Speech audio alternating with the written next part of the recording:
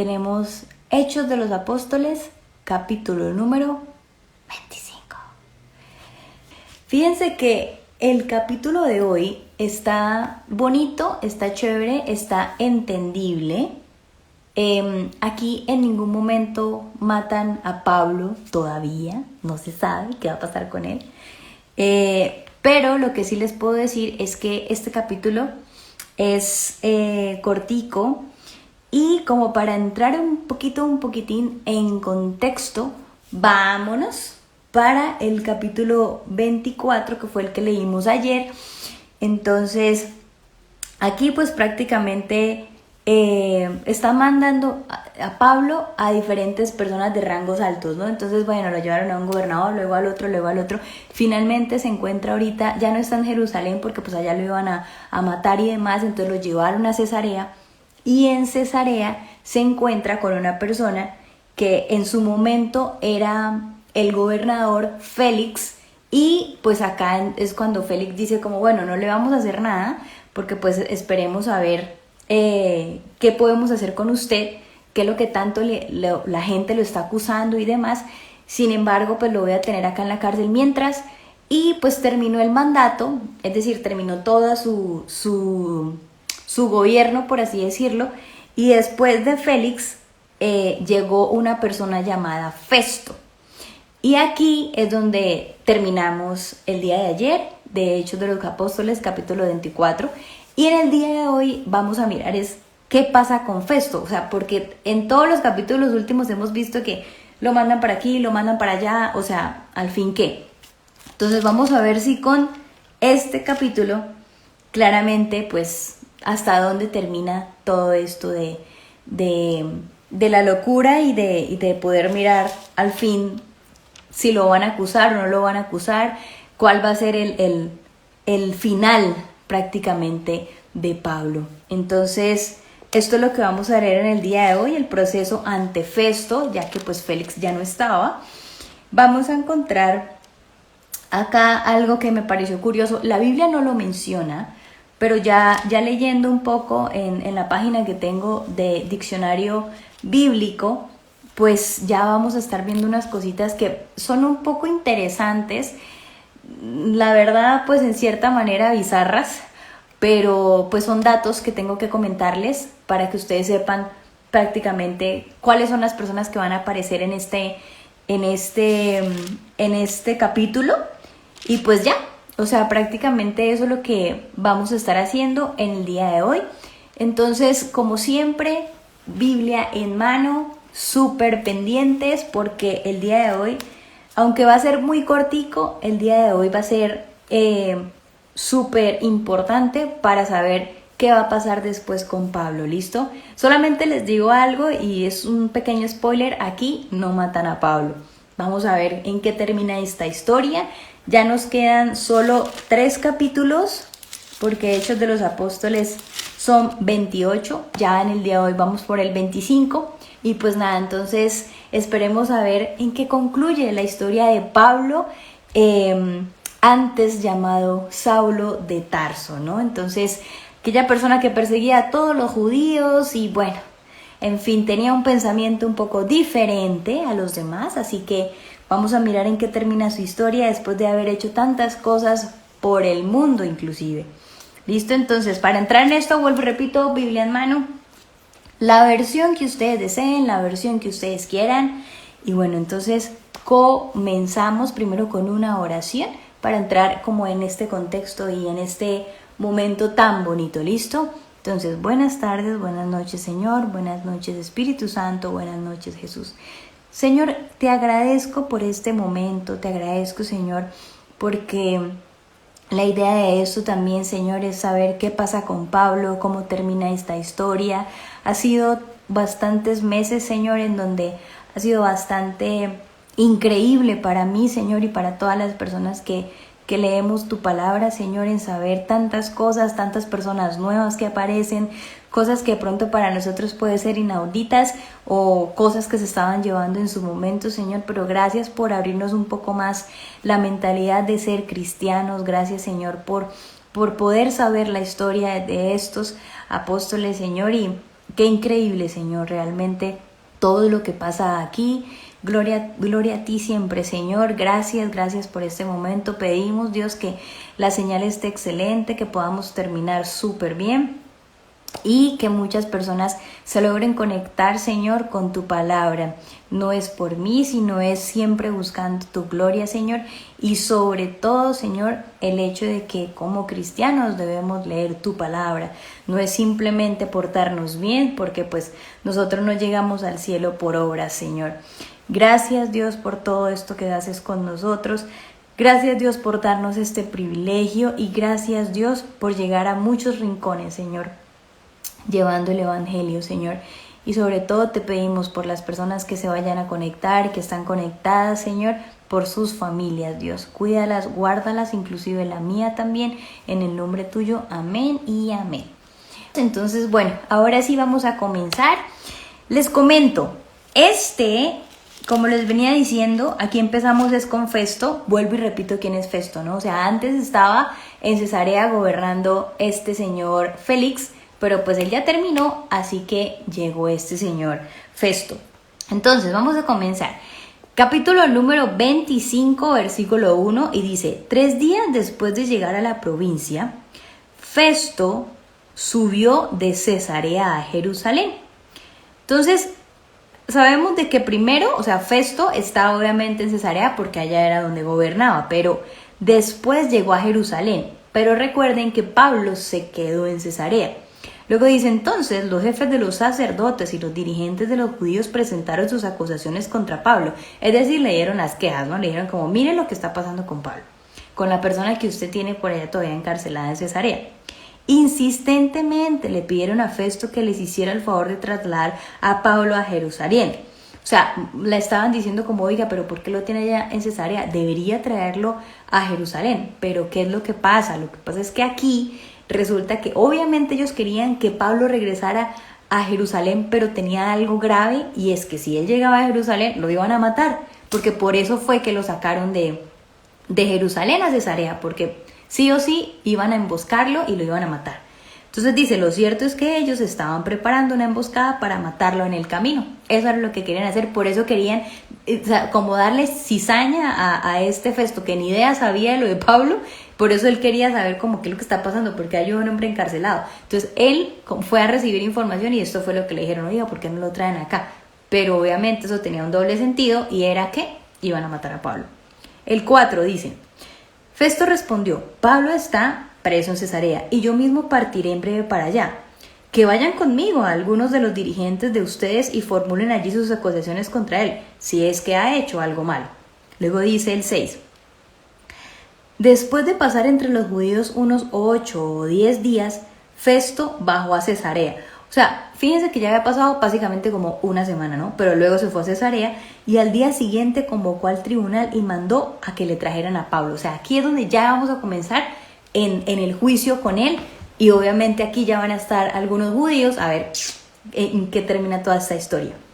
Luego dice el 7: cuando este se presentó, es decir, cuando Pablo se presentó, los judíos que habían bajado de Jerusalén lo rodearon, formulando contra él muchas acusaciones graves que no podían probar. Lo mismo de siempre, ¿no? Que tantas cosas y tantas mentiras que estaban diciendo de Pablo no lo podían probar. Uno, como les decía, no había internet, no había, digamos, celular como para uno decir: mire, aquí están todas las fotos, la evidencia. No había nada, simplemente era meras acusaciones que estaban diciendo a voz abierta, pero no había nada en concreto respecto a esto.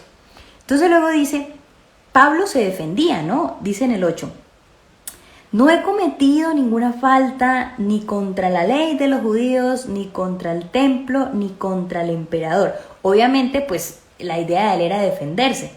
Y luego dice: pero Festo, queriendo congraciarse con los judíos, le preguntó. O sea, prácticamente como estábamos diciendo que Festo era el gobernador de Cesarea, y como para estar como a favor de la multitud, por así decirlo, entonces no se confabuló, pero sí como que se quiso poner de su lado y empezó a decir: Pablo, ¿estás dispuesto a subir a Jerusalén para ser juzgado allí ante mí? Entonces Pablo le contestó: ya estoy ante el tribunal del emperador, obviamente, o sea, ya estaba al frente de Festo prácticamente. Entonces dice, que es donde me tienen que juzgar, ¿no? Aquí, delante de usted. No les he hecho ningún agravio a los judíos, como usted sabe muy bien. Si soy culpable de haber hecho algo que merezca la muerte. O sea, él dice, bueno, mire, si ustedes me están culpando de algo y tienen las pruebas, pues mátenme. O sea, realmente yo no tengo nada ahí en contra, pero pues si quieren, mátenme. Entonces, el 11, si soy culpable de haber hecho algo que merezca la muerte, no me niego a morir. Realmente no me niego a morir, porque pues si lo están acusando de algo que él realmente cometió, pues él dice, ok, mátenme. Pero si no, dice acá, ojo lo que dice, pero si no son ciertas las acusaciones que estos judíos están formulando contra mí, nadie tiene el derecho de entregarme a ellos para complacerlos. Es decir, si lo que ellos están diciendo no es cierto y no tienen cómo probarme, ¿por qué les van a dar a ellos ese privilegio de matarme? O sea, nada, nada, nada. Y entonces acá él es cuando dice, apelo al emperador. Es decir, pido que sea el emperador quien haga todo esto de juzgarme y que haga todo esto sí, que me juzgue prácticamente. O sea, él apeló al emperador, es decir, un rango más que el gobernador. O sea, estaba pidiendo realmente al emperador como tal. Entonces, después de consultar con sus asesores, Festo declaró y dijo lo siguiente: has apelado al emperador irás. Eso se pone bueno porque lo que se viene es candela, y les voy a botar un datico que no dice la Biblia exactamente acá, pero les voy a comentar algo que me voló un poquito la cabeza, porque mientras yo buscaba quién eran estos dos seres que voy a nombrar ahorita, pues obviamente en mi cabeza dije como, Dios, qué horror está pasando, o qué pasó en ese momento. No sé, tal vez ellos, o sea, no indagué mucho al respecto, porque lo único que quería saber era quiénes eran estas dos personas que llegaron allí. Y pues al darme cuenta de esto, pues fue como, mi cabeza explotó. Y el título dice, Festo consulta al rey Agripa. El 13 dice lo siguiente: pasados algunos días, el rey Agripa y Berenice llegaron a Cesarea para saludar a Festo. Ahí viene mi pregunta. ¿Quién es el rey Agripa y quién es Berenice? Al buscar sobre esto, decía, el rey Agripa y Berenice son hermanos. El rey Agripa en este caso es más conocido como Agripa II o Agripa II. Pero el dato importante aquí no es que si ellos eran hermanos y si uno era Agripa II o lo que sea. El punto aquí es lo siguiente. Y es que aunque eran hermanos estos dos, Agripa II y Berenice eran esposos. Es decir, había incesto entre estos dos. Y bueno, eso era el dato que quería comentarles. No sé por qué en ese momento surgió esto, no sé por qué era aceptable, no indagué mucho al respecto. Si alguien sabe, por favor me lo dice. Pero sí, o sea, la verdad esto fue lo que me explotó la cabeza, porque yo dije, wow, o sea, estos dos siendo hermanos y estaban en pareja siendo hermanos. Entonces, Berenice y Agripa, el rey Agripa, eran hermanos, pero a la vez eran esposos. Loco, ¿no? Vamos para el 14. Como se entretuvieron allí varios días, es decir, en Cesarea, Festo le presentó al rey el caso de Pablo y dice lo siguiente: aquí hay un hombre, le dijo, que Félix dejó preso. Acuérdense que Félix era el ex gobernador. El 15. Cuando fue a Jerusalén, los jefes de los sacerdotes y los ancianos de los judíos presentaron acusaciones contra él y exigieron que se le condenara. Le respondió que no es costumbre de los romanos entregar a ninguna persona sin antes concederle al acusado un careo con sus acusadores y darle la oportunidad de defender todos los cargos de los cuales obviamente se le están diciendo. El 17. Cuando acudieron a mí, no dilaté el caso, sino que convoqué al tribunal al día siguiente y mandé traer a este hombre. Al levantarse para hablar, sus acusadores no alegaron en su contra ninguno de los delitos que yo había supuesto. Más bien, tenían contra él algunas acusaciones tocantes a su propia religión y sobre un tal Jesús ya muerto que Pablo sostiene que está vivo. Yo no sabía cómo investigar tales acusaciones. Todo esto lo está diciendo Festo, ¿no? tales acusaciones. Así que le pregunté si estaba dispuesto a ir a Jerusalén para ser juzgado allí, obviamente con respecto a esos cargos. Pero como Pablo apeló para que se le reservara el fallo al emperador, ordené que quedara detenido hasta ser remitido a Roma. Entonces dice el 22, a mí también me gustaría oír a ese hombre, le dijo Agripa a Festo. Pues mañana mismo lo oirá usted, le contestó Festo. O sea, aquí en resumidas cuentas, Festo lo que hizo fue, pues obviamente, hablar con el rey Agripa y decirle, mire, hay un señor acá, hay un joven que se le acusa por un tal Jesús que ya se murió, pero pues él sigue hablando que supuestamente está vivo. También habla sobre que supuestamente algo de su religión, pero no sé realmente de qué le acusan, pero pues bueno, escuchémoslo mañana. Entonces, estamos acá, Pablo ante Agripa. Entonces dice lo siguiente, el 23. Al día siguiente, Agripa y Berenice, los hermanos, los que están casados, se presentaron con gran popa, o sea, así súper elegantotes. Y miren, o sea, eso fue yo creo que un show, o sea, imagínense todo esto, ¿no? Presentaron con gran popa y entraron en la sala de la audiencia acompañados por oficiales de alto rango y por las personalidades más distinguidas de la ciudad. Festo mandó que le trajeran a Pablo y dijo, miren lo que dijo este señor. Festo dijo, Rey Agripa y todos los presentes, aquí tienen a este hombre. Todo el pueblo judío me ha presentado una demanda contra él, tanto en Jerusalén como aquí en Cesarea, pidiendo a gritos su muerte. O sea, estaba prácticamente diciendo, mire, ¿sabe qué? Mucha gente y sobre todo muchos judíos me están diciendo que quieren matarlo por lo que se le acusa. Entonces, pues nada, le estoy comentando a usted todo esto y pues he llegado a la conclusión de que él no ha hecho nada que merezca la muerte. O sea, realmente él decía, Festo decía, pues que no hay nada, o sea, le están acusando por un tal Jesús que no sé si existe o no, y se le está acusando es por su mentalidad y su religión, pero pues no, yo no le veo cargos como para llevarlo a la muerte. Entonces dice, pero como apeló al emperador, pues como dijo que quería era que el emperador lo juzgara y pues no yo, pues he decidido enviarlo a Roma. El problema aquí es que no tengo definido nada que escribir al soberano acerca de él. O sea, decía Festo, yo no sé qué escribirle. Generalmente, pues cuando se le acusaba a alguien, se escribía en un papel o se escribía en una cosita en donde decía por qué es que se le acusaba a la persona. Pero aquí decía Festo, yo no tengo, o sea, no sé qué escribir en el papel, no tengo ni idea qué hacer. O sea, no sé de qué se le acusa, no puedo decirle, o sea, no puedo llevarlo a Roma y que lo acuse el emperador y que lo juzgue si no tengo cómo, o sea, no tengo ni idea cómo. Entonces llega y dice lo siguiente, por eso lo he hecho comparecer ante ustedes y especialmente delante de usted, Rey Agripa, para que como resultado de esta investigación tenga yo algunos datos para mi carta. O sea, lo que hizo en este momento Festo fue de que lo presentaran ante el rey para que él también lo acusara, o sea, o al menos de que escuchara lo que estaba diciendo Pablo como para mirar a ver, para tener un poco más de información respecto a, vamos a presentárselo al emperador, pero pues necesito llevar algo más.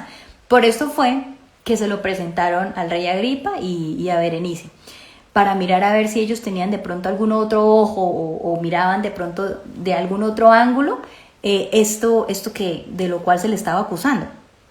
Entonces dice, datos para mi carta, obviamente, ¿no? Me parece absurdo enviar un preso sin especificar los cargos contra él. O sea, él decía, realmente a mí me parece como raro poderle enviar esto al emperador. O sea, miren, es que el emperador era el emperador.